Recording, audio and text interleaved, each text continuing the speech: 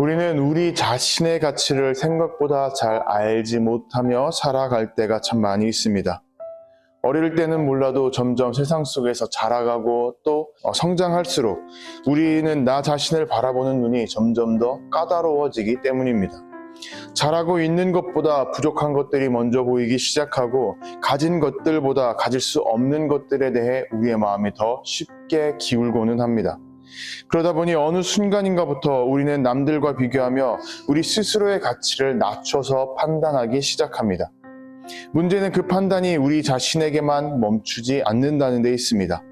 다른 사람들을 향해서도 똑같이 그 가치를 낮춰보기도 하고 혹은 다른 사람들의 가치도 알아보기 어려워하기도 합니다. 그 사람이 왜 그런 말을 했는지보다 그 말이 그냥 불편했다는 사실 자체를 먼저 생각하게 되고 그 사람이 어떠한 시간을 지내왔는지보다 지금의 모습만으로 그 사람의 인생 전체를 판단하려고 하는 것입니다. 그러다 보니 이렇게 우리는 사람을 쉽게 단정 지어버리고 한 사람의 인생을 한순간의 모습으로 결론 지어버릴 때가 참 많이 있습니다. 오늘 본문인 이사야 43장의 말씀은 이스라엘이 초라해 보이던 때에 주어진 하나님의 말씀입니다. 이스라엘은 한때 그 지역의 패권자 중 하나였습니다. 모든 대륙을 지배하는 그러한 엄청난 수준까지는 아니다 할지라도 어디 가서 무시당할 수준은 아니었던 것이죠. 하지만 그랬던 이스라엘이 이제는 망했고 백성들은 포로로 끌려가 버리고 말았습니다.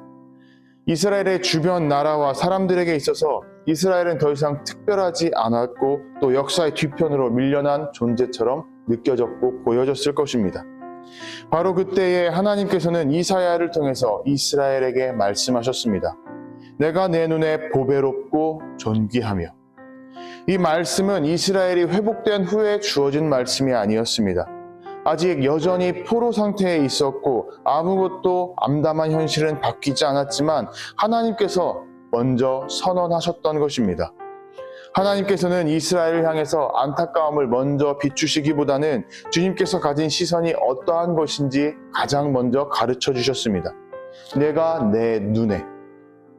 이 한마디는 사람들의 평가와 하나님의 평가가 다르다라는 것을 우리에게 분명히 가르쳐 줍니다. 하나님께서는 세상이 너를 어떻게 보느냐가 아니라 내가 너를 어떻게 보느냐를 기준 삼아 우리에게 행동하시고 말씀하신다는 사실입니다.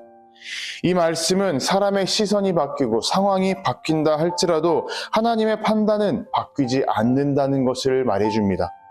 이스라엘의 현실을 부정하는 말이 아니라 현실보다 앞서 있는 하나님의 시선을 의미하는 것이죠.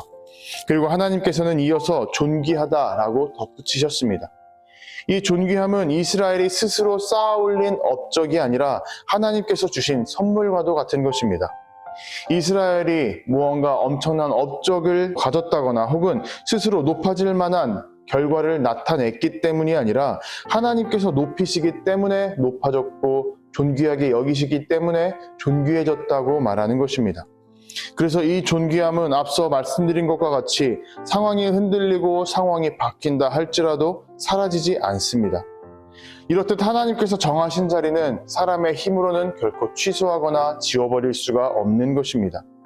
그리고 이어서 하나님께서는 왜 이스라엘을 높이셨는지 그 이유를 분명하게 말씀해 주셨습니다. 내가 너를 사랑하였은즉. 이스라엘이 귀한 이유는 하나님께서 먼저 사랑하셨다라는 것에 근거합니다. 이 사랑은 결코 조건을 보고 이루어진 사랑이 아닙니다. 그래서 이 사랑도 역시 상황이 바뀐다고 해서 흔들리거나 달라지지 않습니다.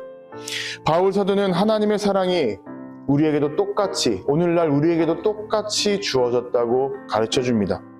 로마서에서 우리가 아직 연약할 때에 기약대로 그리스도께서 경건하지 않은 자를 위하여 죽으셨도다 라고 권면하죠. 우리가 연약할 때에도 하나님께서는 우리에게 이미 사랑을 베풀어 주셨습니다. 그렇기에 우리의 가치는 우리의 성과나 혹은 우리의 업적이나 우리의 노력에 따른 것이 아니라 하나님의 사랑에서부터 시작된다는 사실을 우리는 분명히 기억해야 됩니다. 그래서 우리는 나 자신을 판단하거나 다른 사람을 판단하기 전에 하나님께서 나를 어떻게 바라보시는지, 하나님께서 그 사람을 어떻게 생각하시는지를 먼저 떠올려야 합니다. 사람들의 평가나 어떠한 상황의 결과가 아니라 하나님의 시선으로 우리의 가치는 이미 정해져 있습니다. 나뿐만이 아니라 다른 사람들 또한 가치가 하나님의 시선으로부터 정해져 있습니다. 오늘 하루 그런 하나님의 시선으로 우리 자신과 또 우리 주변 사람들을 바라보며 살아가기를 주님의 이름으로 도전하고 축복합니다.